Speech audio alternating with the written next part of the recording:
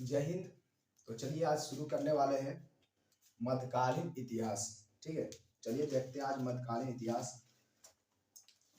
पहले मध्यकालीन इतिहास में हम लोग देखेंगे इस्लाम धर्म का उद्भव। ठीक है, इस्लाम धर्म का उद्भव देखेंगे, उसके बाद आगे चलेंगे, उसके बाद देखेंगे अरब का आक्रमण। ठीक है, सिंध प्रांत पर अरब का आक्रमण, उसके बाद अरब का आक्रमण के बाद देखेंगे हम लोग मोहम्मद गजनी का भारत पर आक्रमण। ठीक है, चलिए इसी सीरियल बाय सीरियल से देख लेंगे। चलिए शुरू करते हैं। जितना हद तक होगा समझाने का उतना हद तक समझा देंगे। ठीक है, चलिए आइए शुरू करते हैं मध्यकालीन इतिहास।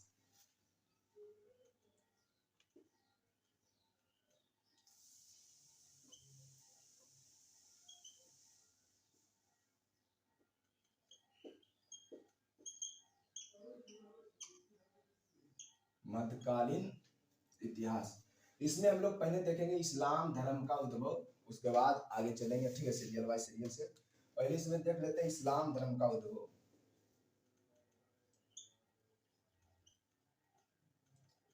इस्लाम धर्म का उद्भव,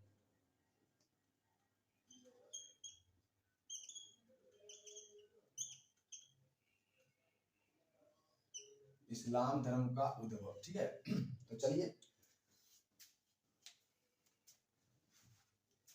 इस्लाम धर्म का जो जन्म स्थली माना जाता है वो पूर्ण रूप से अरब के क्षेत्र माना जाता है। ठीक है, इस्लाम धर्म का जो जन्म स्थली माना जाता है, इस्लाम धर्म का जन्म स्थली जो माना जाता है वो पूर्ण रूप से अरब के क्षेत्र में माना जाता है। ठीक है, अरब के क्षेत्र में। चलिए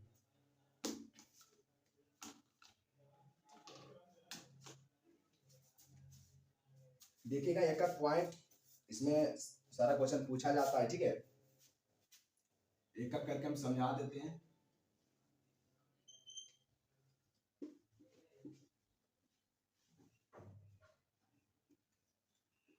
इस्लाम धर्म का उद्भव का जन्म स्थल जो माना जाता है वो अरब के क्षेत्र में माना जाता है। ठीक है, अरब का क्षेत्र,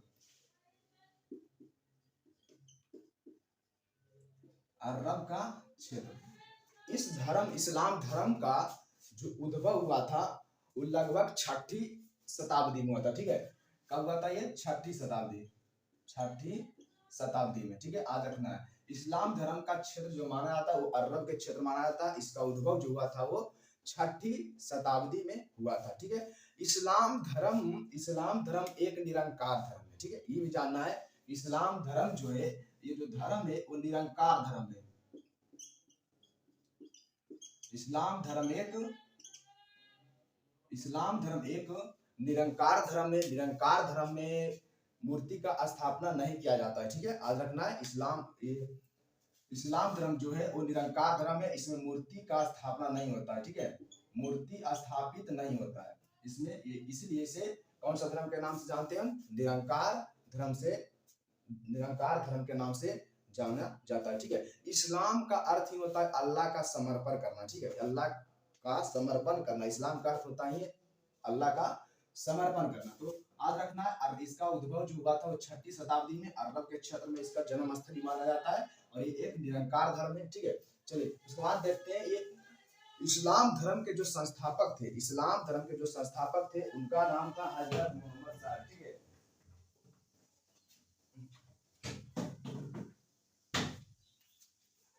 इस्लाम धर्म के संस्थापक जो थे उनका नाम था हजरत मोहम्मद साहब।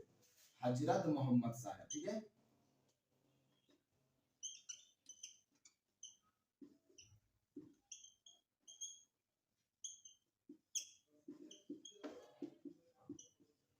हजरत मोहम्मद साहब। ठीक, याद रखना है। इस्लाम धर्म का जो संस्थापक थे उनका नाम था हजरत मोहम्मद साहब। हजरत मोहम्मद साहब का पिता का जो नाम था, हजरत मोहम्मद साहब का जो पिता थे, इनका पिता जो थे पिता और माता, देख लेते हैं पिता और माता। हजरत मोहम्मद साहब के जो पिता थे उनका नाम था अब्दुल्ला। अब्दुल्ला, ठीक है। और इनका माता का जो नाम था, माता का नाम था अमीना, ठीक है, याद रखना, अमीना। इनका माता का नाम था अमीना, ठीक है। हजरत मोहम्मद साहब का पिता हो गया अब्दुल्ला और माता का नाम इनका था अमीना। कहा जाता है कि हजरत मोहम्मद साहब जब बचपन में ही थे, तब जब हजरत मोहम्मद साहब के बचपना ही चल रहे थे, तब उनके माता पिता यानी अब्दुल्ला और अमीना का दोनों का इंतकाल हो गया, ठीक है। इस्लाम धर्म में मृत्यु को इंतकाल कहा जाता है, आप लोगों को पता होगा, ठीक है। हजरत मोहम्मद साहब का पिता अब्दुल्ला और अमीना दोनों का मृत्यु हो गया, ठीक है। जब हजरत मोहम्मद साहब के माता पिता का इंतकाल हो गया, तब इन्होंने हजरत मोहम्मद साहब ने अपने जीविका को चलाने के लिए, अपने जीविकोपार्जन करने के लिए एक विधवा औरत के यहाँ जाकर ये कुछ नौकरी करने लगे, ठीक है। कुछ वेतन के रूप में ये अपना कारोबार संभाले और उनके यहाँ जाकर नौकरी करने लगे। उस विधवा का नाम था खदीजा, ठीक है। उस विधवा औरत का नाम था खदीजा। उस विधवा औरत का क्या नाम था? खदीजा नाम था। उस विधवा औरत का नाम था खदीजा, ठीक है। उस विधवा औरत का क्या नाम था? खदीजा नाम है। बाद में इन्हीं से ये हजरत मोहम्मद साहब शादी कर लेते हैं, ठीक है। तो याद रखना है, क्वेश्चन पूछ सकता है कि हजरत मोहम्मद साहब ने किसके यहाँ नौकरी करते थे, उस विधवा का क्या नाम था? तो उस विधवा का नाम था खदीजा, ठीक है, खदीजा। जब हजरत मोहम्मद साहब 25 वर्ष के हुए थे, जब हजरत मोहम्मद साहब 25 वर्ष के हुए, तभी इनका शादी हुआ था, ठीक है। हजरत मोहम्मद साहब का जो शादी हुआ था वो कितना वर्ष की अवस्था में हुआ था? 25 वर्ष की अवस्था में। याद रखना, हजरत मोहम्मद साहब के शादी जो हुआ था वो 25 वर्ष की अवस्था में हुआ था। ये शादी जो हुआ था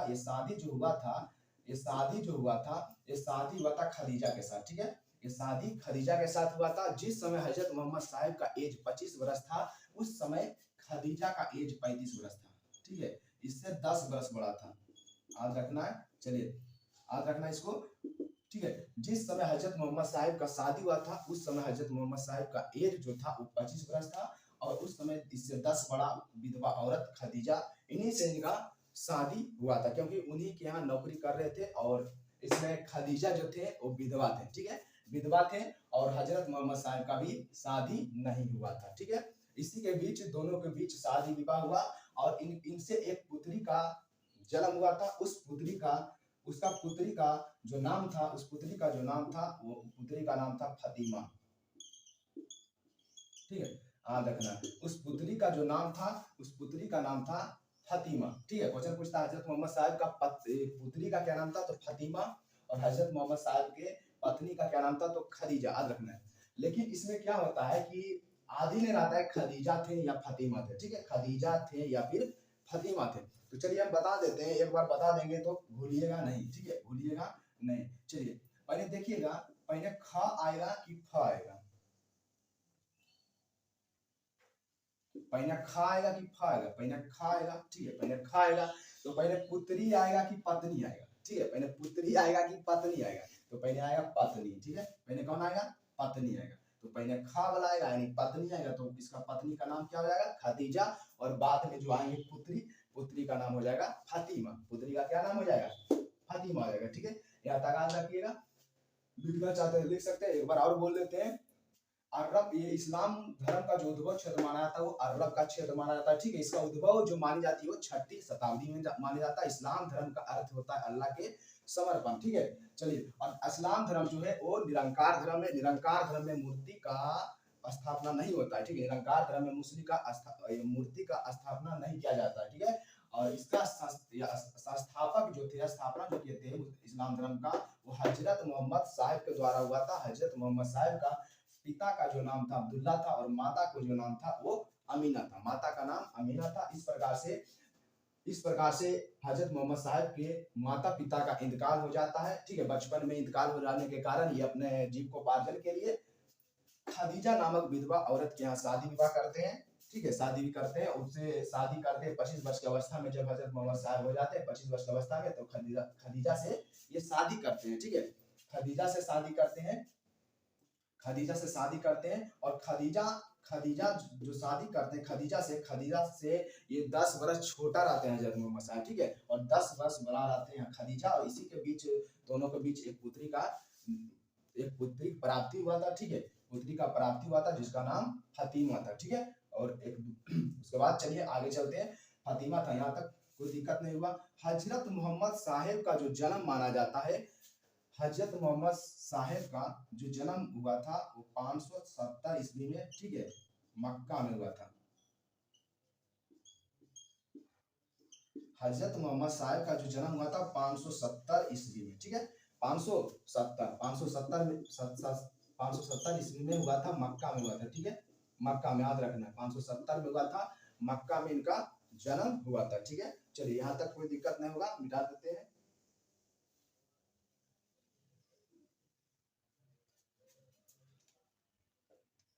लिखना चाहते हैं तो लिख सकते हैं, एक सेकेंड।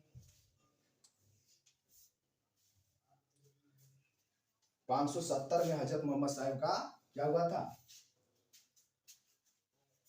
जन्म हुआ था, ठीक है, मक्का में हुआ था। चलिए मिटाते हैं, उसके बाद आगे देखते हैं।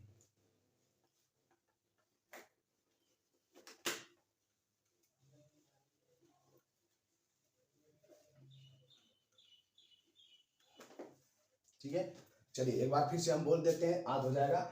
इस्लाम धर्म का जो जन्मस्थल माना जाता है वो अरब के क्षेत्र में माना जाता है। इस्लाम धर्म का जो उद्भव हुआ था वो 6ठी शताब्दी में, इस्लाम धर्म का उद्भव 6ठी शताब्दी में हुआ था। इस्लाम धर्म के संस्थापक हजरत मोहम्मद साहब थे। इस्लाम धर्म का संस्थापक हजरत मोहम्मद साहब थे। हजरत मोहम्मद साहब का जो जन्म हुआ था 570 में मक्का में हुआ था, ठीक है, मक्का में हुआ था, 570 में मक्का में हुआ था।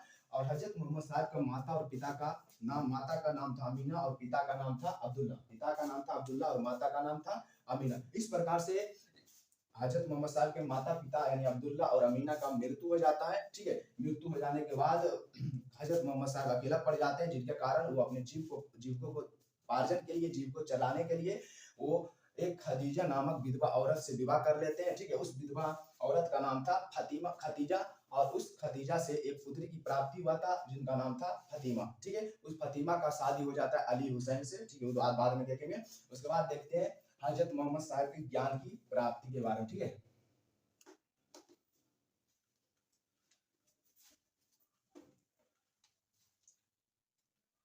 हजरत मोहम्मद साहब का जन्म तो बता दिए थे, ठीक है, 570 में हुआ था, मक्का में हुआ था। उसके बाद देखते हैं हजरत मोहम्मद साहब का, हजरत मोहम्मद साहब को जो ज्ञान की प्राप्ति, हजरत मोहम्मद साहब का ज्ञान की प्राप्ति हुआ था 610 ईस्वी में, ठीक है। हजरत मोहम्मद साहब का ज्ञान की प्राप्ति, ठीक है, याद रखना है। ज्ञान की प्राप्ति जो हुआ था 610 ईस्वी में, ठीक है, मक्का में। मक्का में एक गुफा था जिनका नाम था हीरा गुफा, ठीक है, हीरा नामक गुफा, ठीक है, याद रखना है।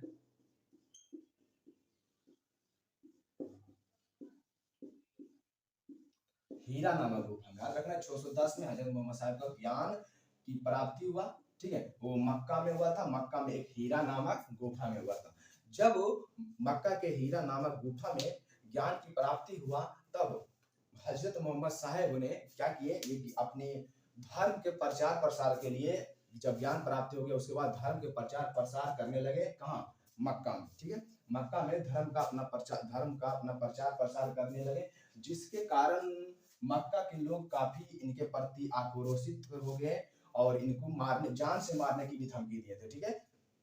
और इनको बोला गया था आप इस्लाम धर्म का प्रचार प्रसार यहाँ मत करिए, लेकिन नहीं माने थे हजरत मोहम्मद साहब और इस्लाम धर्म का प्रचार प्रसार कर रहे थे, जिनके कारण वहाँ के स्थानीय लोग यानी मक्का के स्थानीय लोग जो थे उन्होंने इनको जान से मारने, हजरत मोहम्मद साहब को जान से मारने की धमकी दिए थे, ठीक है, जान से मारने की धमकी दिए थे। कहाँ, तो मक्का में, जहाँ पर वो अपना धर्म का प्रचार प्रसार कर लेते ज्ञान प्राप्ति के बाद। जब इन्हें मारने की धमकी दिया था, हजरत मोहम्मद साहब को मारने की धमकी दिया गया था, तब इन्होंने 24 सितंबर 622 को, ठीक है, 24 सितंबर 622 ईस्वी में, ठीक है, 24 सितंबर 622 ईस्वी में ये मक्का से भागकर मदीना चल गए थे।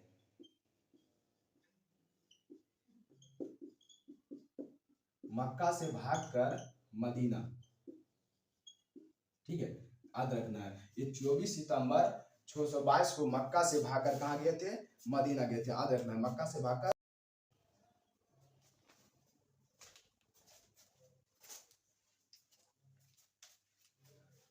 इस 24 सितंबर 622, ठीक है, 24 सितंबर 622 ईस्वी को ये मक्का से भागकर कहाँ चल गए थे, मदीना चल गए थे, ठीक है। मक्का से भागकर जब ये मदीना गए थे तो इस्लाम धर्म में इसे हजरत की यात्रा कहा जाता है, ठीक है। इस्लाम धर्म में मक्का से भागकर जो मदीना गए थे हजरत मोहम्मद साहब, इसे इस्लाम धर्म में हजरत की यात्रा कहते हैं, ठीक है, हजरत की यात्रा, याद रखना है।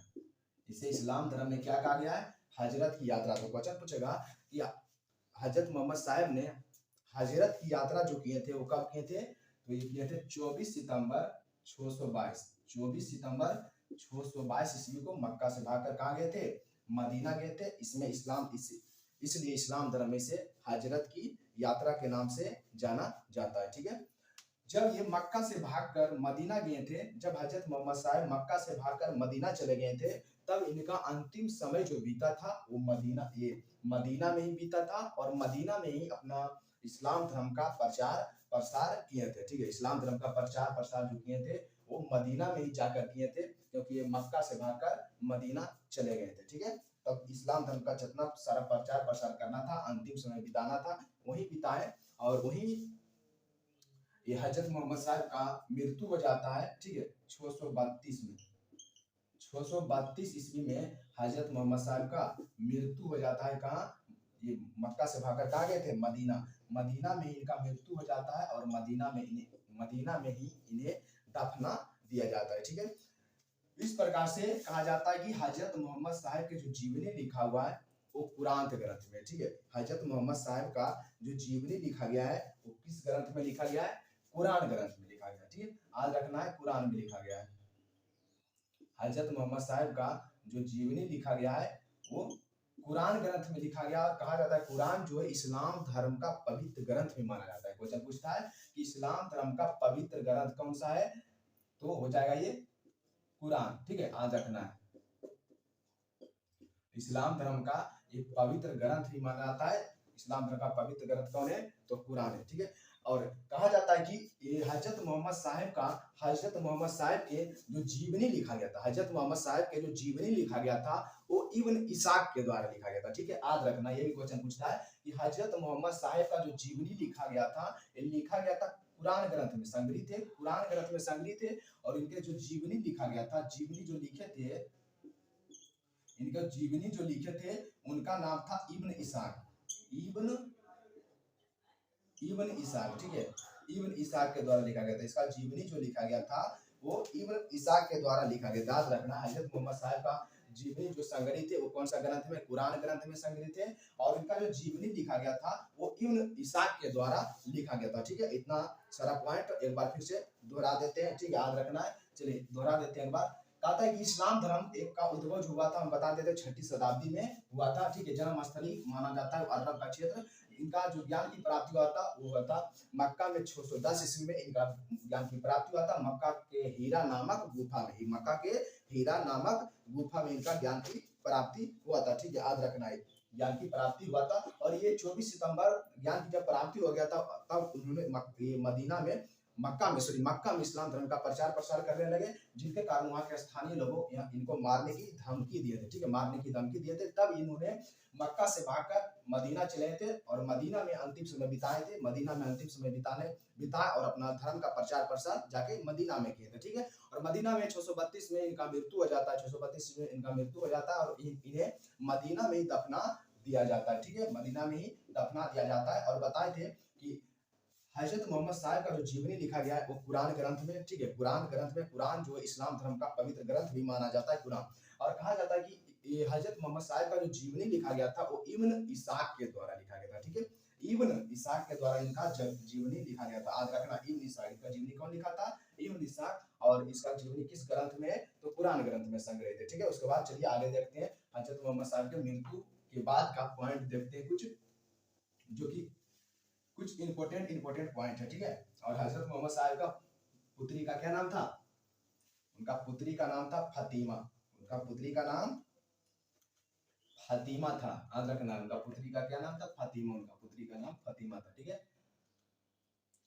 चलिए उसके बाद देखते हैं 632 में जब इनका मृत्यु हो जाता है, 632 में जब 632 ईस्वी में इनका मृत्यु हो जाता है, इनका मृत्यु होने के बाद इसके उत्तराधिकारी जो बनते हैं, इसके बाद जो गद्दी पर बैठते हैं, इन्हीं का दामाद बनते हैं। ठीक, इनकी भतीजा बोलिए या फिर दामाद बोलिए, दामाद उत्तराधिकारी जो हुआ था, उसके बाद जो हुआ था उसका नाम था हुसैन अली, हुसैन अली हुसैन। ठीक है, हुसैन अली या फिर अली हुसैन बोल सकते हैं। ठीक है, अली हुसैन या फिर हुसैन अली। ठीक है, अली हुसैन,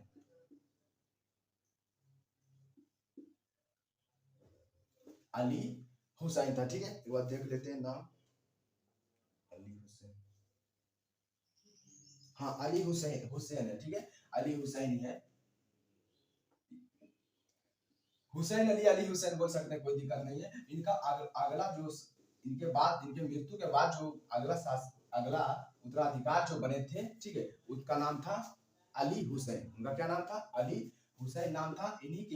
इन्हीं से इनका पुत्री के जो शादी हुआ था फातिमा का, फातिमा का जो शादी हुआ था इसी अली हुसैन के साथ हुआ था। इस प्रकार से अली हुसैन इनका पहले भतीजा था, जो बाद में जाकर दामाद भी बन गया था। ठीक है, इस अली हुसैन, ये अली हुसैन का मृत्यु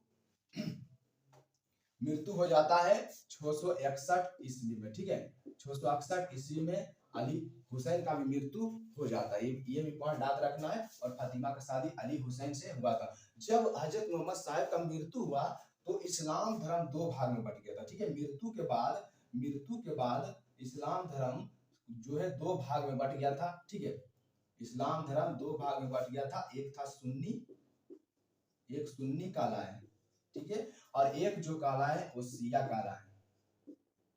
एक शिया कहलाए, एक सुन्नी कहलाए थे। ठीक है, अब ये जानिए, क्वेश्चन इसमें पूछता है कि सुन्नी और शिया में, ये क्वेश्चन पूछता है कि शिया कौन लोग कहलाए थे। ठीक है, शिया कौन लोग कहलाए थे?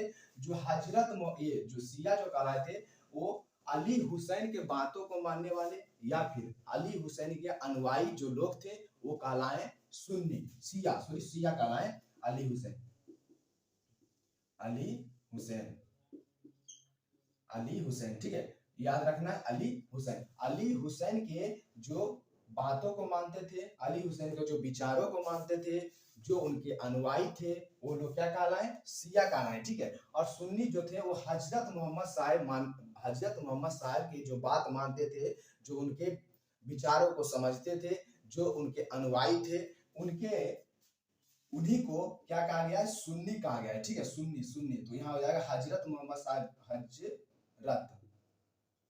हजरत मोहम्मद साहब। ठीक है, हजरत मोहम्मद साहब के अनुयायी क्या कहलाए? सुन्नी कहलाए। ठीक है, तो ये भी क्वेश्चन पूछता है कि किनके अनुयायी शिया कहलाए थे, तो या फिर किनके बातों को मानने वाले, इस्लाम धर्म में किनके बातों को मानने वाले लोग शिया कहलाए? जो अली हुसैन के विचारों को समझने वाले, विचारों उनके बात को मानने वाले क्या कहलाए थे? शिया कहलाए थे। उसी प्रकार से सुन्नी था, सुन्नी जो कहलाए वो हजरत मोहम्मद साहब के विचार को समझने वाले को क्या कहा गया है? सुन्नी कहा गया। ठीक है, अब इसमें ये याद नहीं रहता है कि शिया किसका होगा, सुन्नी किनका होगा। ठीक है, कंफ्यूज हो जाते हैं कि शिया होगा कि सुन्नी होगा। तो हम इसमें भी बता देते हैं कि देखिएगा, पहले तालम सो आएगा। ठीक है, तालम सो, मूर्धान सो, उसके बाद धान सो आता है। ठीक है, तो पहले हा आता है, तो पहले ई सा आता है, तो पहले ई हा आता है। ठीक है, हा आता है, उसके बाद आ आता है। तो ठीक है, इससे एक पॉइंट याद रखिएगा, पहले हा आएगा तो ये पहले ई सा आएगा, पहले बाद में ये सा आएगा, उसके बाद में आ आएगा। ठीक है, इससे करके आप रिलेट करके याद कर सकते हैं, जिस प्रकार से फातिमा और खदीजा में बताए थे। ठीक है, जिस प्रकार से फातिमा में बताए थे, खदीजा में बताए थे, उसी प्रकार से इसमें भी बताया है। ठीक है, याद रखना है सिर्फ इतना पॉइंट। उसके बाद चलते हैं आगे। इनका मृत्यु हो गया था। ठीक है, और इस प्रकार से बता दीजिए कि इस प्रकार से खाली अली हुसैन का भी 661 में मृत्यु हो जाता है। जब अली हुसैन के 661 में मृत्यु हो जाता है, उसके बाद इनके उत्तराधिकारी बनते हैं जिनका नाम हुए हुसैन। ठीक है, ये अली हुसैन थे, इसका अगला जो बनते हैं उनका नाम हुआ हुसैन। ठीक है, यहाँ पर थोड़ा सा देख लीजिएगा, लिखना चाहते हैं लिख लीजिएगा, नहीं तो हम मिटाते हैं। ठीक है, सुन्नी जो हुए थे वो हजरत मोहम्मद साहब को विचारधारा को मानने वाले कहलाए, और शिया जो कहलाए वो अली हुसैन के विचारधारा को मानने वाले शिया कहलाए थे। ठीक है, चलिए उसके बाद मिटाते हैं। उसके बाद देख लीजिएगा आगे कुछ पॉइंट और बचा हुआ है।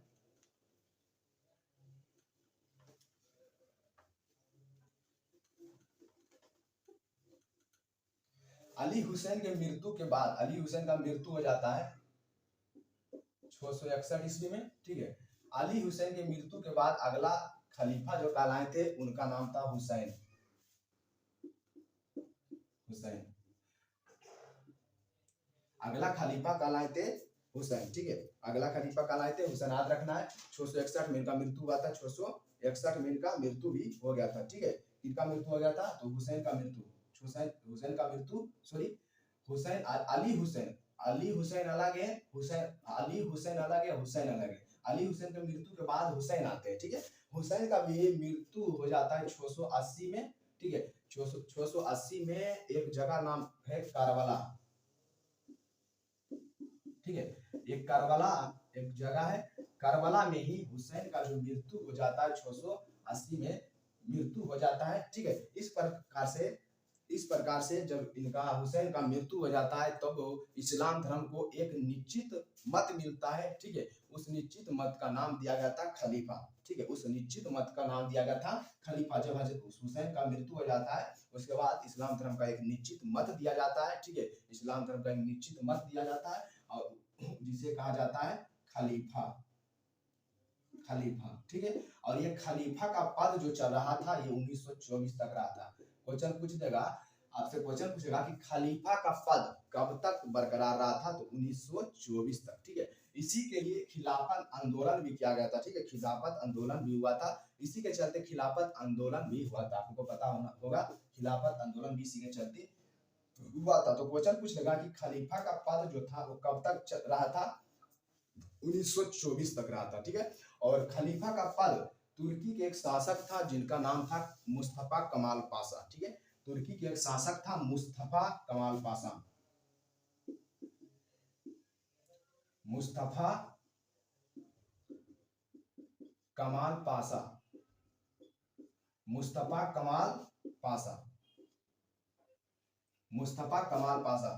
क्वेश्चन पूछेगा कि खलीफा का पद को समाप्त कौन कर दिया था, खलीफा के पद जो था उसको समापन कौन किया था।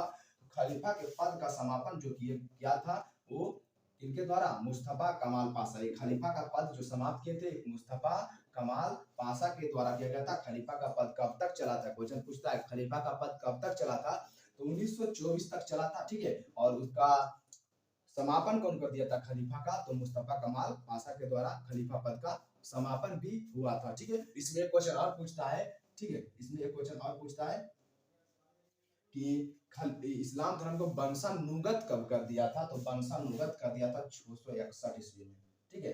इसको वंशानुगत कर दिया था, याद रखना है। वंशानुगत कब किया था, 661 में वंशानुगत कर दिया था। क्योंकि वंशानुगत इसलिए किया था कि अली हुसैन आए उसके बाद इन्हीं का कोई थे वो हो गए हुसैन, इसीलिए कहा जाता है कि 661 में जब इनका मृत्यु हो गया था तब खलीफा को, तब इस्लाम धर्म को एक निश्चित मत दिया था मृत्यु के बाद जिसे खलीफा कहा है। और यह 661 तक वंशानुगत कर दिया था, कौन, इस्लाम धर्म को वंशानुगत कब तक, 661 तक कर दिया था, ठीक है। यहाँ तक कोई दिक्कत नहीं होगा, जितना पॉइंट था इसमें हम सारा पॉइंट बता दिए। एक बार और बता देते हैं, हजरत मोहम्मद साहब का जीवनी जो लिखा गया था कुरान ग्रंथ में लिखा गया है, कुरान ग्रंथ में संग्रहित है। उस कुरान ग्रंथ जो लिखा गया था वो इब्न इसाक के द्वारा लिखा गया था, ठीक है। इब्न इसाक के द्वारा लिखा गया था। और हजरत मोहम्मद साहब के जन्मदिन पर एक त्योहार भी मनाया जाता है, उस त्योहार का नाम है ईद उल मिलाद, ईद उल मिलाद, ठीक है। त्योहार, एक त्योहार है जिस त्योहार का नाम ईद उल मिलाद, ठीक है। देखिएगा बढ़िया बढ़िया पॉइंट है इसमें, ठीक है। जो ये पूछता है वही बता रहे हैं। इनका इन्हीं के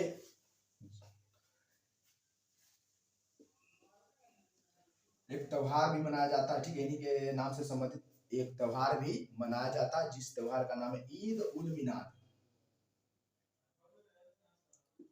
ईद उल मिलाद।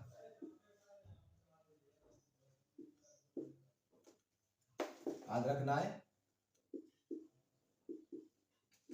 ईद उल मिलाद, ठीक है।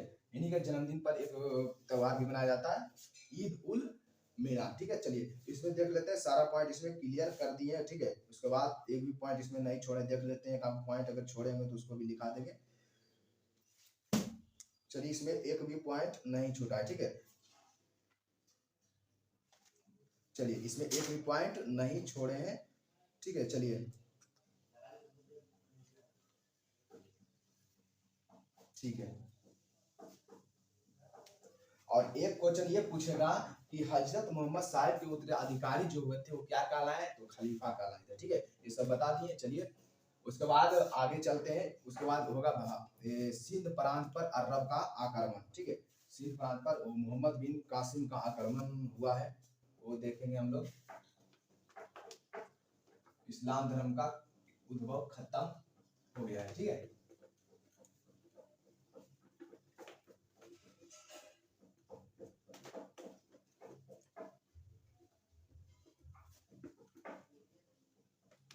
उसके बाद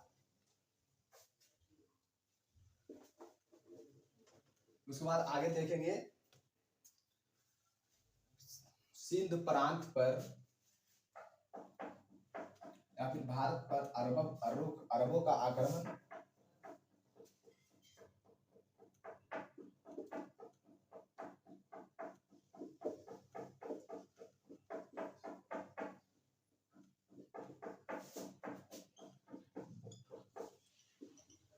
अरबों का आक्रमण, सिंध प्रांत पर अरबों का आक्रमण के बारे में देखेंगे, ठीक है। या भारत पर अरबों का आक्रमण, कुछ भी बोल सकते हैं।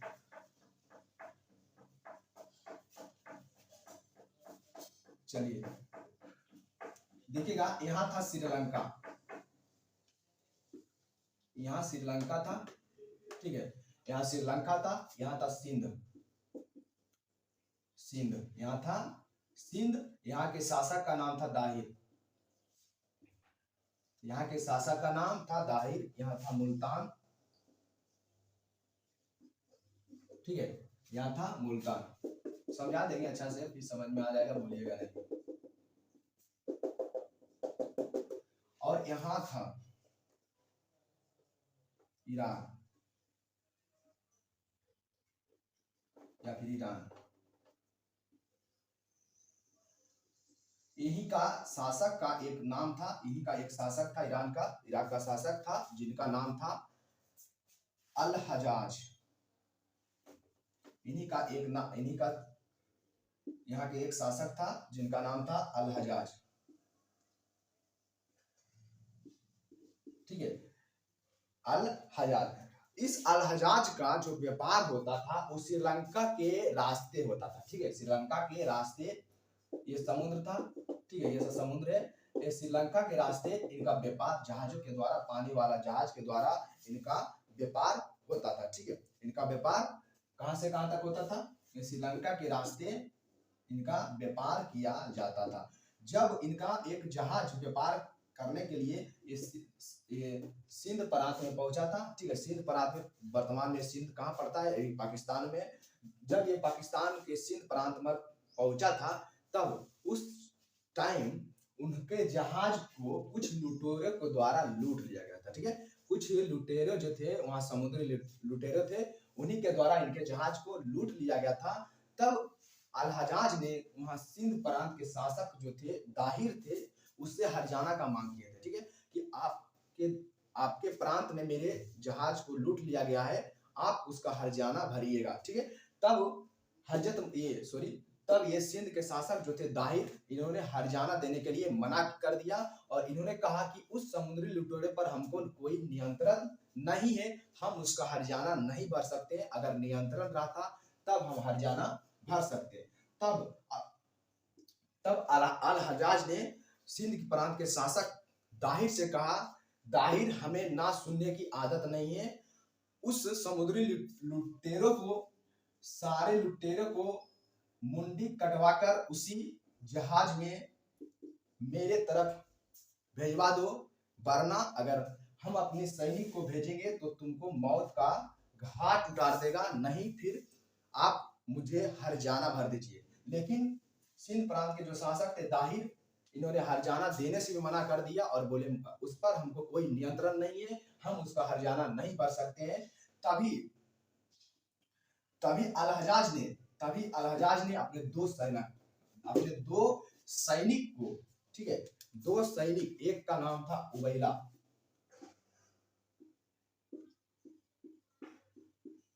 एक का नाम था उबैला, ठीक है, नाम भी अल्टर अल्टर है इसमें, ठीक है, इसमें नाम भी अल्टर अल्टर है। पहले इन्होंने दो सेना को भेजा था, एक का नाम था उबैला, दूसरा का नाम था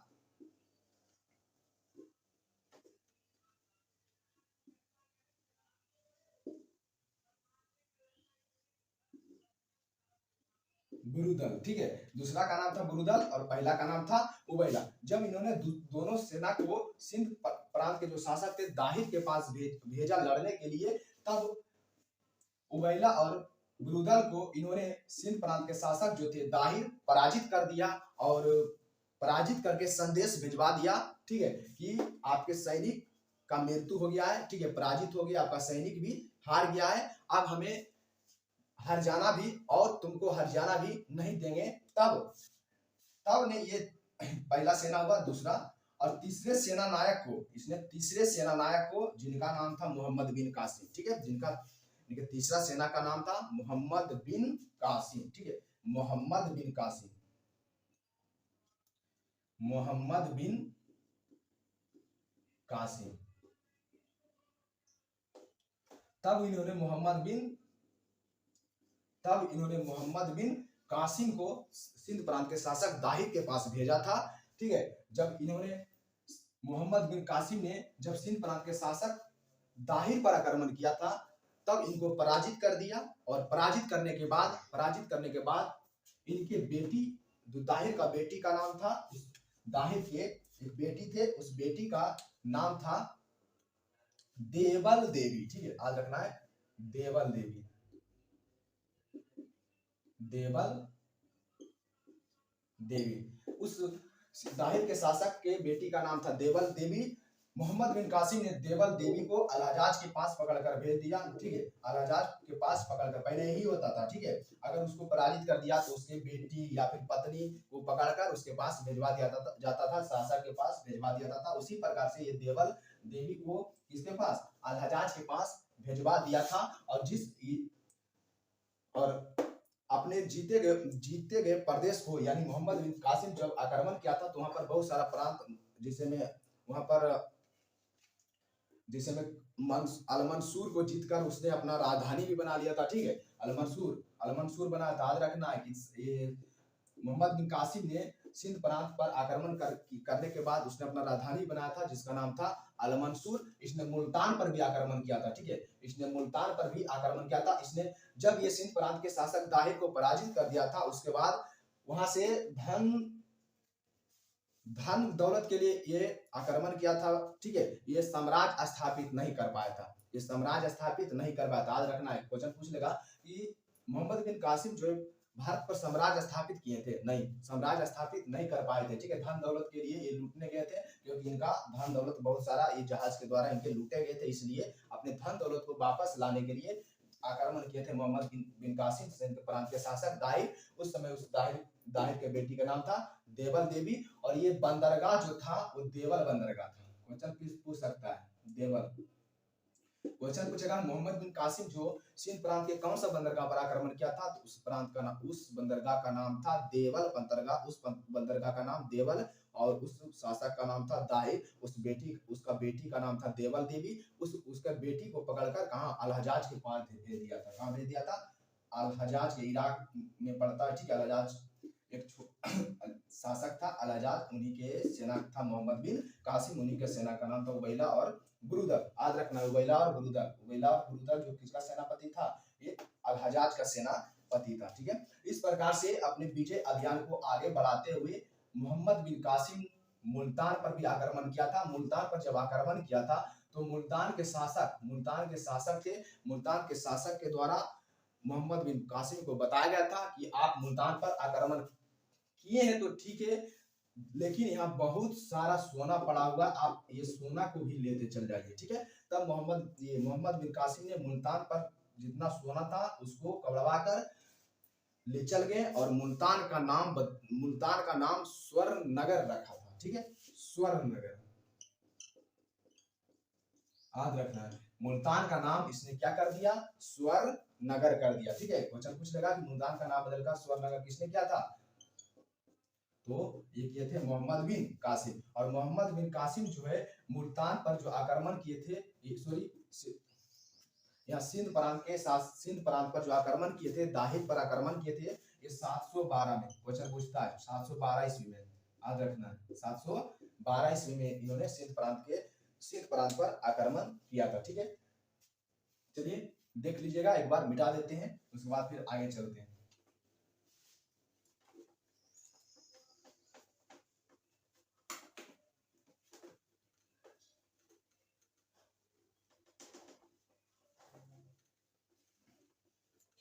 जब इन्होंने 712 में आक्रमण किया था भारत पर, ठीक है, माना जाता है मुसलमानों का आक्रमण 712 में हुआ था, ठीक है, मोहम्मद बिन कासिम के द्वारा। जब इन्होंने 712 में आक्रमण किए थे, तब इन्होंने सबसे पहले सिंध प्रांत में सबसे पहले ये जजिया कर लगाए थे। जजिया कर, ठीक है, जजिया कर क्वेश्चन पूछ लेगा, सबसे पहले जजिया कर किसके द्वारा लगाया गया था, तो इन्हीं के द्वारा 712 में आक्रमण करने के बाद इन्होंने सिंध प्रांत में जजिया कर लगाया था। ठीक है, जजिया कर जो होता था कि जो गैर मुसलमान होता था ना, उस पर जजिया कर लगाया जाता था। ठीक है, जजिया कर यानी गैर मुसलमान, अगर आप मुसलमान के क्षेत्र में रहना चाहते हैं तो आपको जजिया कर देना पड़ेगा। ठीक है, आप जिस प्रकार से एक मकान का मकान मालिक होता है, मकान का होता है मकान मालिक, तो मकान मालिक अपने मकान में रहता है तो उसे कोई रुपया नहीं देना पड़ता, लेकिन उसी मकान में आप रहते हैं तो आपको कुछ पेमेंट देना पड़ता है। ठीक है, इसी प्रकार से था जजिया कर। ठीक है, कि आप मुसलमान की क्षेत्र में रहिएगा तो आपको कर देना पड़ेगा, वही था जजिया कर। ठीक है, जजिया का सबसे पहले लगाया गया था, वो लगाया गया था किसके द्वारा, जजिया का सबसे पहले जो लगाए थे वो लगाए थे कौन, यही लगाए थे मीर कासिम सबसे पहले। उसके बाद जजिया कर मीर कासिम लगाए थे, फिर जजिया कर को ये लगाए थे हिंदुओं पर। ठीक है, उसके बाद जजिया कर को अकबर समाप्त कर दिया। ठीक है, अकबर किया था, फिर जजिया कर औरंगजेब लगा दिया था, औरंगजेब भी लगाया था, लेकिन सबसे पहले मुसलमानों पर जजिया कर जो लगाया था वो लगाया था फिरोज शाह तुगलक, या बेस्टी जिसको कहते हैं, फिरोज शाह तुगलक लगाया था। अब पूर्ण रूप से जजिया कर हटा दिया था रंगीला बादशाह मोहम्मद शाह। ठीक है, रंगीला बादशाह मोहम्मद शाह, क्वेश्चन पूछेगा पूर्ण रूप से जजिया कर कौन हटा दिया था, तो रंगीला बादशाह मोहम्मद शाह इन्होंने। ठीक है, याद रखना जजिया कर ये सबसे पहले लगाया था 712 में जब आक्रमण किया था, तब सिंध प्रांत पर आक्रमण किया था। ठीक है, तो यहाँ पर कोई दिक्कत नहीं होनी चाहिए। किसका सेनापति था, तो अल हजाज के सेनापति था। ठीक है, कहां पर आक्रमण किया था, तो सिंध प्रांत के देवल बंदरगाह पर आक्रमण किया था। जिस समय आक्रमण किया था उस समय सिंध प्रांत के शासक का नाम दाहिर था और उनके बेटी का नाम देवल देवी था। ठीक है, देवल देवी जब ये सिंध प्रांत के शासक दाहिर को जब पराजित कर दिया था, तो तब इनके बेटी को किनके पास भेजा, अल हजाज के पास भेज दिया था। ठीक है, इस प्रकार से वहां जजिया कर लगाया। उसके बाद इन्होंने आगे अभियान जारी रखा, आगे आक्रमण कर दिया था मुल्तान पर। मुल्तान का नाम बदलकर स्वर्ण नगर रख दिया था, क्योंकि वहां से इन्हें ढेर सारा सोना की प्राप्ति हुआ था, इसलिए उनका वहां का नाम रख दिया था स्वर्ण नगर रख दिया था। ठीक है, और जब ये वहां से आगे बढ़ा, तब इन्होंने 731 में 731 में मंसूरा नगर भी बसाया था। ठीक है, मंसूरा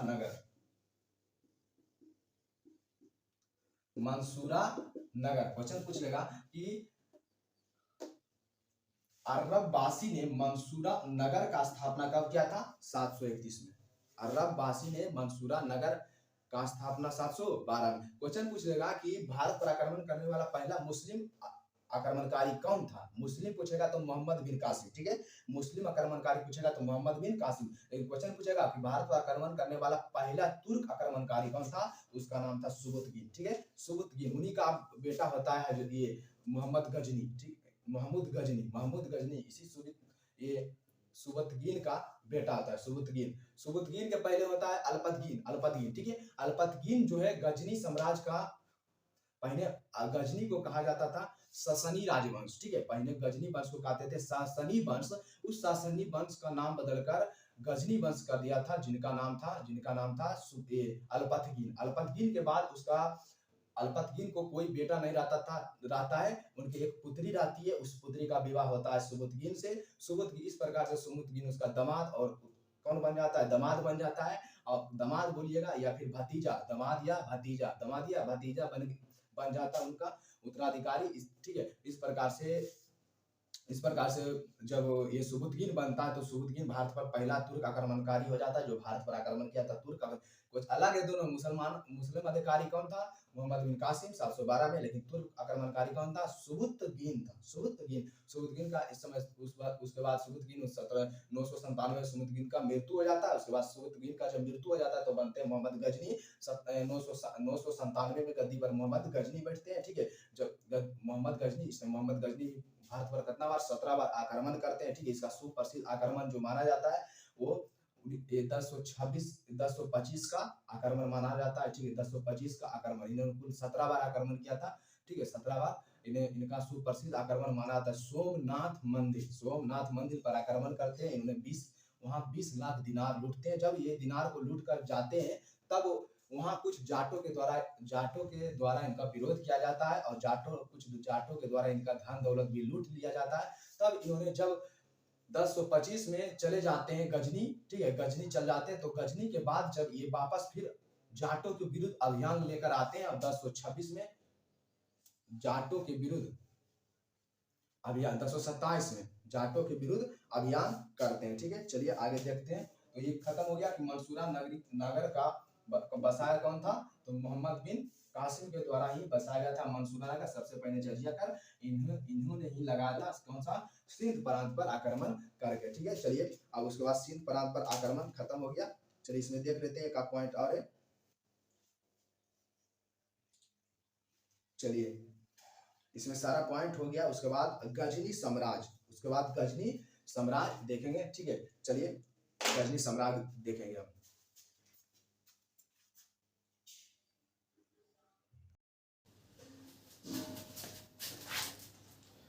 चलिए देखते हैं गजनी साम्राज्य। ठीक है, गजनी साम्राज्य,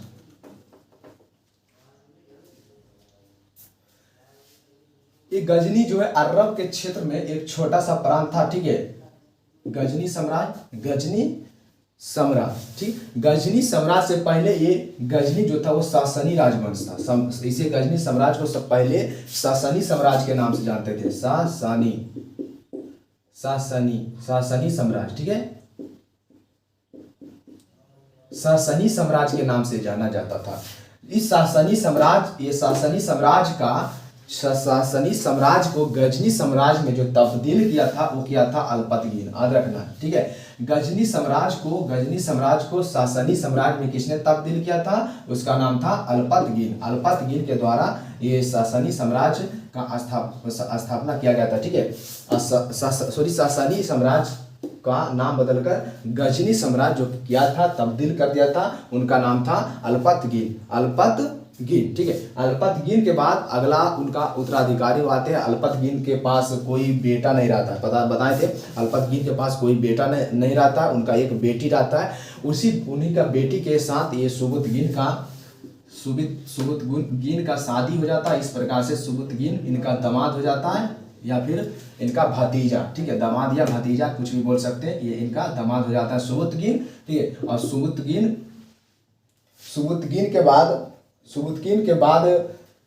के बाद आते हैं मोहम्मद गजनी आ जाते हैं। ठीक है, महमूद गजनी। और सुबुतगीन कुछ काम ऐसा कुछ नहीं किए हैं। ये एक पॉइंट इसका बनता है कि भारत पर पहला तुर्क आक्रमणकारी कौन था, जो भारत पर आक्रमण करने वाला पहला तुर्क आक्रमणकारी कौन था, तो ही सुबुतगीन था। बताए थे भारत पर पहला आक्रमण करने वाला तुर्क आक्रमणकारी था सुबुतगीन। इसी सुबुतगीन का बेटा जो था वो महमूद गजनी था। ठीक है, महमूद गजनी जो था वो पूर्ण रूप से मध्य एशिया का शासक माना जाता है। ठीक है, याद रखना है, महमूद गजनी ये कहाँ के था, ये मध्य एशिया के शासक माना जाता है। महमूद गजनी गद्दी पर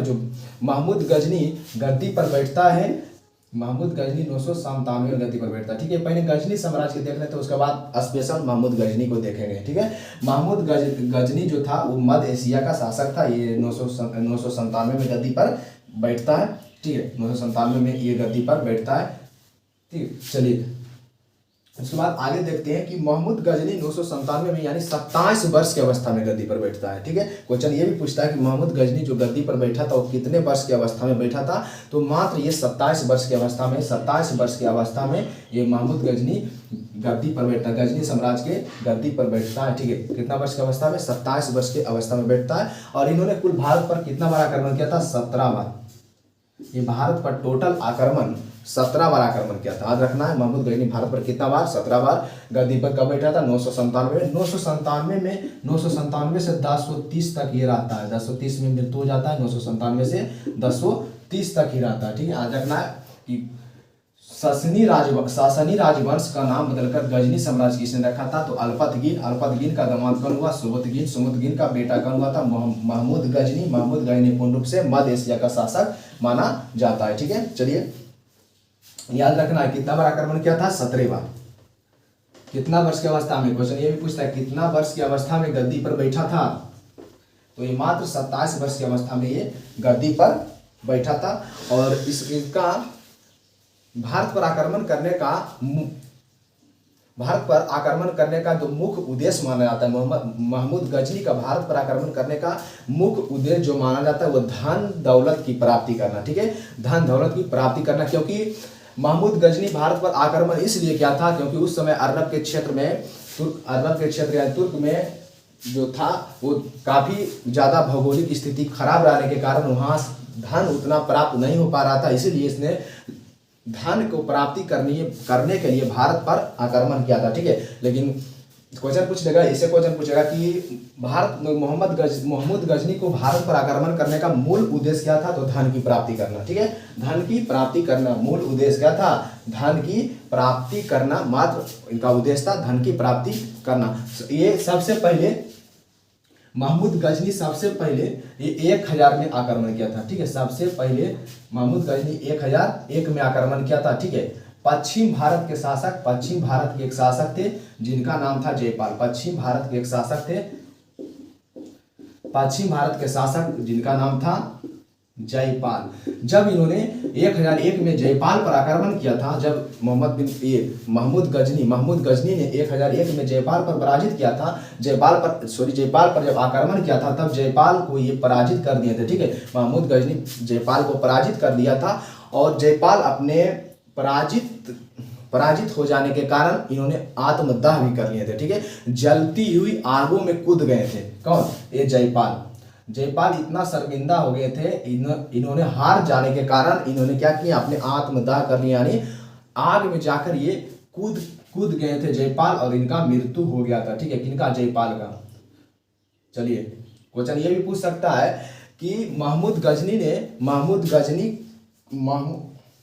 गजनी को आत्मसमर्पण कौन कर दिया था, तो यही कौन किए थे, जयपाल। महमूद गजनी को आत्मसमर्पण कौन किए थे, जयपाल कर दिए थे। ठीक है, क्योंकि हार जाने के कारण ये अपना शर्मिंदा के कारण इन्होंने अपना आत्मदाह भी कर लिया था। ठीक है, तो भारत पर पहला आक्रमण कब किए थे, 1001 में। दक्षिण भारत के शासक कौन थे उस समय, जयपाल। ठीक है, जयपाल। उसके बाद इन्होंने 1000, एक पॉइंट और इसमें है कि महमूद गजनी और जयपाल, महमूद गजनी और जयपाल के बीच जो युद्ध हुआ था उसे बहिंद का युद्ध कहते हैं। ठीक है, याद रखना है, बहिंद का युद्ध। कौन सा युद्ध, बहिंद का युद्ध। याद रखना है कि जयपाल और महमूद गजनी के बीच युद्ध हुआ था, उसे किस नाम से जाना जाता है, तो बहिंद की युद्ध के नाम से जाना जाता है। ठीक है, याद रखना है, कौन सा युद्ध, बहिंद युद्ध। महमूद गजनी और जयपाल के बीच हुआ जो युद्ध है उसको किस युद्ध के नाम से जानते हैं, बहिंद के युद्ध के नाम से जाना जाता है। ठीक है, याद रखना है, बहिंद का युद्ध। बहिंद का जो दूसरा युद्ध हुआ था वो 1008 में, बहिंद का दूसरा युद्ध कब हुआ था, 1008 में हुआ था। पहला हुआ था 1001 में। ठीक है, 1001 में यानी 1001 में, 1001 में और 1008 में दूसरा हुआ था। बहिंद का दूसरा युद्ध जो हुआ था वो आनंद पाल के बीच हुआ था। ठीक है, आनंद पाल, बहिंद का दूसरा युद्ध हुआ था महमूद गजनी और आनंद पाल के बीच। चलिए देखते हैं।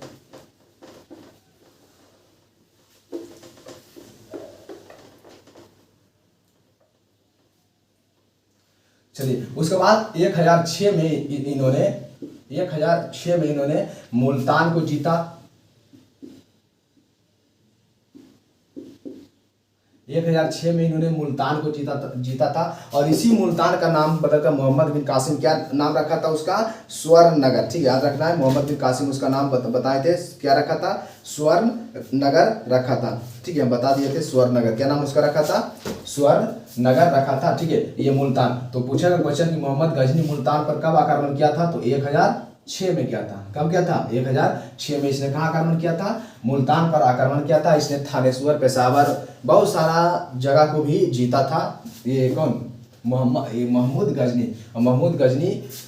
महमूद गजनी जो था ये बगदाद के खलीफा से यामीनुद्दौला की उपाधि भी धारण किया था। ठीक है, क्वेश्चन पूछ सकता है कि कौन सा उपाधि, क्वेश्चन पूछ सकता है महमूद गजनी ने बगदाद के खलीफा से कौन सा उपाधि धारण किया था, तो यामीन-उद-दौला की उपाधि। ठीक है, इसने एक उपाधि धारण किया था, यामीन-उद-दौला।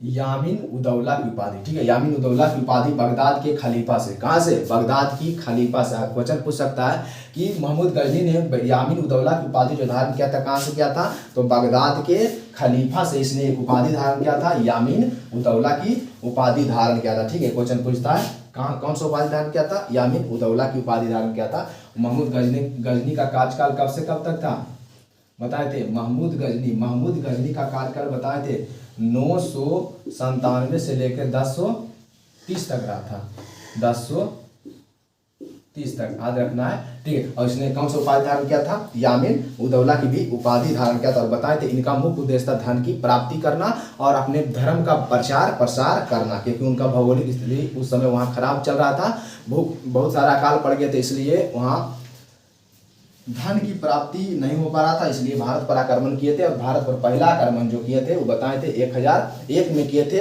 पश्चिम भारत के शासक जयपाल के विरुद्ध। जयपाल ने इसके हार जाने के कारण इसने आत्मदाह कर लिए। ठीक है, और जयपाल मृत्यु हो जाता है, इस प्रकार से जयपाल का मृत्यु हो जाता है, आत्मदाह करने के बाद मृत्यु हो जाता है। तो जयपाल और महमूद गजनी के बीच जो युद्ध होता है, उस युद्ध को हम जानते हैं बहिंद का युद्ध।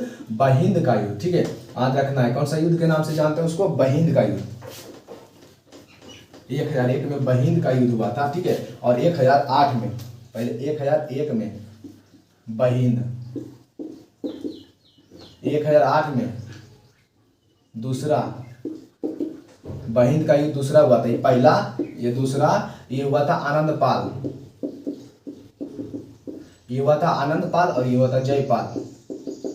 ये जयपाल के बीच, ये आनंदपाल के बीच। ठीक है, आनंदपाल और जयपाल। ठीक है, याद रखना है। और 1006 में मुल्तान को जीता। ठीक है, मुल्तान को जीता। क्वेश्चन पूछ सकता है कि महमूद गजनी ने जब मुल्तान पर आक्रमण किया था तो मुल्तान का शासक क्या नाम था, तो उस समय मुल्तान का शासक का नाम था अब्दुल दाऊद। ठीक है, अब्दुल दाऊद। जब ये मुल्तान पर आक्रमण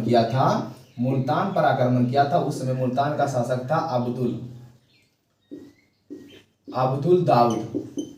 ठीक है, याद रखना है, अब्दुल दाऊद। इसने मुल्तान पर कब आक्रमण किया था, तो 1006 में इसने मुल्तान को जीता और वहां के शासक का नाम था अब्दुल दाऊद।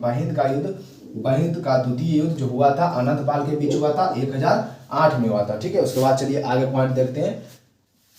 एक बार यहाँ देख लीजिए, पहले कौन, अलपतगीन आते हैं, अलपतगीन के बाद कौन आते हैं, सुबुतगीन आते हैं। सुबुतगीन का बेटा हो जाता है महमूद गजनी, इन्हीं का बेटा। और भारत पर पहला तुर्क आक्रमणकारी, भारत पर आक्रमण करने वाला पहला तुर्क आक्रमणकारी का नाम क्या चीज है, सुबुतगीन। याद रखना है, भारत पर आक्रमण करने वाला पहला तुर्क आक्रमणकारी का नाम सुबुतगीन है। क्या नाम है उसका, सुबुतगीन। ठीक है, याद रखना है, भारत पर आक्रमण करने वाला पहला तुर्क आक्रमणकारी पूछेगा तो तुर्क ये हो जाएगा सुबुतगीन, लेकिन मुसलमान पूछेगा तो हो जाएगा मोहम्मद बिन कासिम, जो कि आक्रमण किए थे 712 में। उसने 731 में मंसूरा नगर का भी स्थापना किया था। ठीक है, कौन, मोहम्मद बिन कासिम। ठीक है, याद रखना है, मंसूरा नगर मोहम्मद बिन कासिम किए थे, जजिया कर लगाए थे सबसे पहले सिंध प्रांत में। ठीक है, जिस प्रांत पर सिंध प्रांत के उस समय बंदरगाह का जो नाम था, उस बंदरगाह का नाम था देवल बंदरगाह। ठीक है, चलिए आगे चलते हैं। इसने कुल 17 बार आक्रमण किया था। इसने गद्दी पर 27 वर्ष की अवस्था में बैठा था, ठीक है। इसने 17 बार में सबसे प्रसिद्ध आक्रमण जो माना जाता है वो कब, 1025 में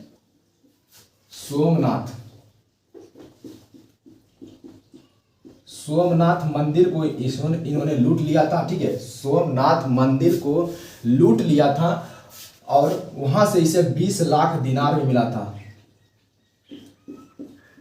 क्वेश्चन पूछेगा कितना दिनार मिला था, तो 20 लाख, इसको 20 लाख दिनार मिला था और 20 लाख दिनार मिला था। और साथ ही साथ इन्होंने उनके मूर्ति जो लगा हुआ था कहाँ, सोमनाथ मंदिर में भोला बाबा मंदिर था, ठीक है।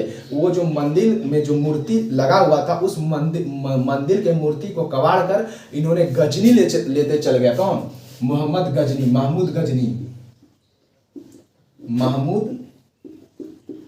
गजनी। इन्होंने मूर्ति को कहाँ, गजनी लेते चल गया और इन्होंने उस मूर्ति को तोड़वाकर अपने मस्जिद के सीढ़ियों में लगवा दिया, ठीक है। अपनी मस्जिद के जो सीढ़ी था उसमें उनकी मस्जिद के सीढ़ियों में लगवा दिया था, इसलिए इसे मूर्ति भंजक के नाम से भी जानते हैं, ठीक है, याद रखना है।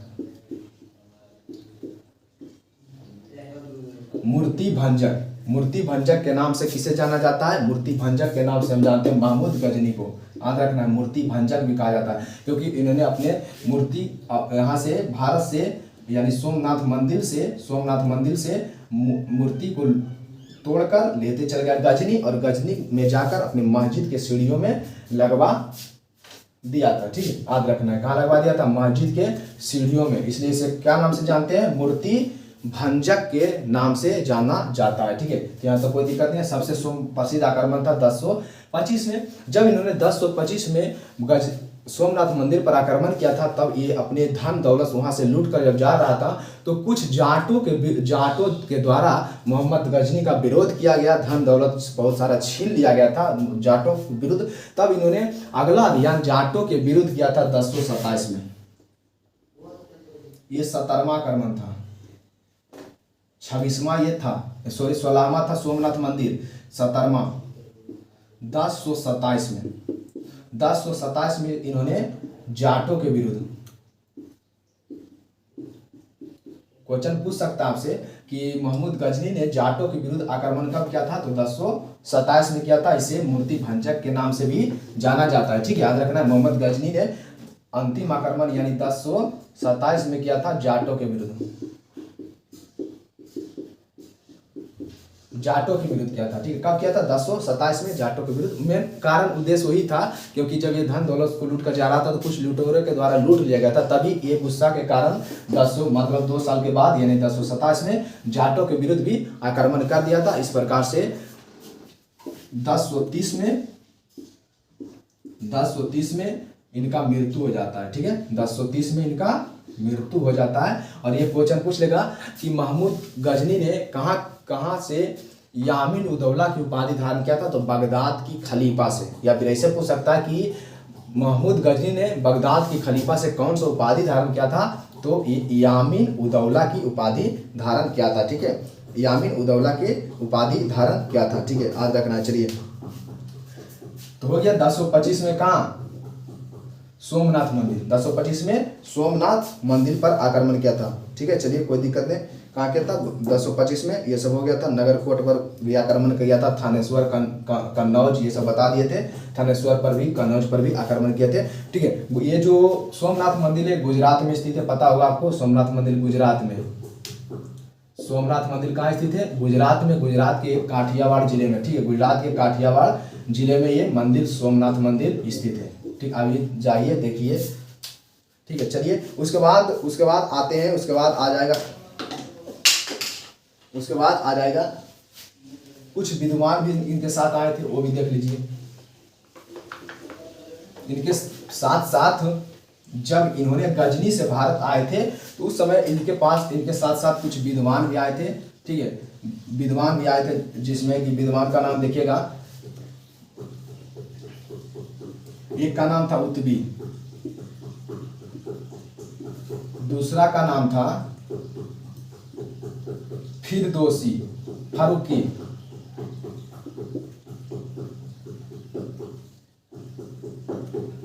ठीक है, फारूकी। और एक का नाम था,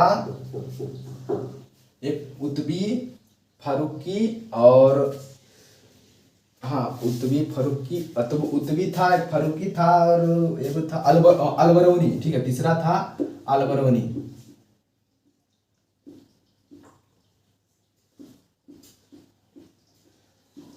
तीसरा था अलबरौनी।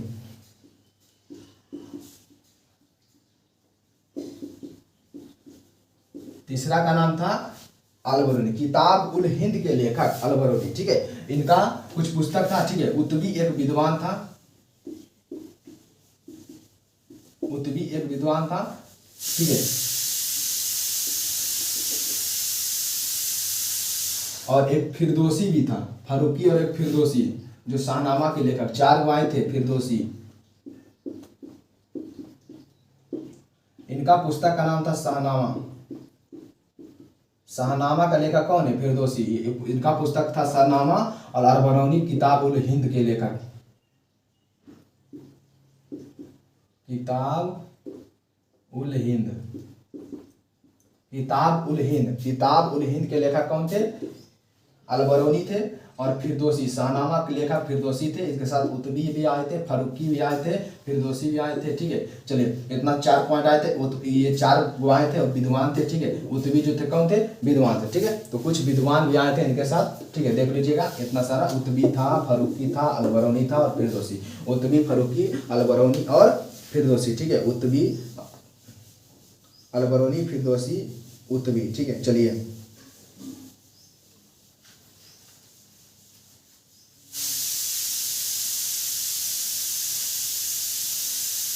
उसके बाद आगे चलते हैं। उसके बाद आगे आते हैं महमूद गजनी देखेंगे, ठीक है। महमूद गजनी देखेंगे, उतबी, अलबरौनी, फिरदौसी, फारूकी नहीं होगा, 3 होगा, ठीक है। उतबी, फिरदौसी और अलबरौनी है, 3 को याद रखिएगा, जिसमें अलबरौनी के द्वारा किताब उल हिंद लिखा गया था, और फिरदौसी के द्वारा शाहनामा, और उतबी एक विद्वान था, ठीक है। देख, यहाँ तक कोई दिक्कत नहीं, सारा पॉइंट करवा दिए हैं, ठीक है। शाहनामा के लेखक, ठीक है। चलिए, किताब उल हिंद, उतबी, फरौन। चलिए, उसके बाद देखते हैं महमूद गजनी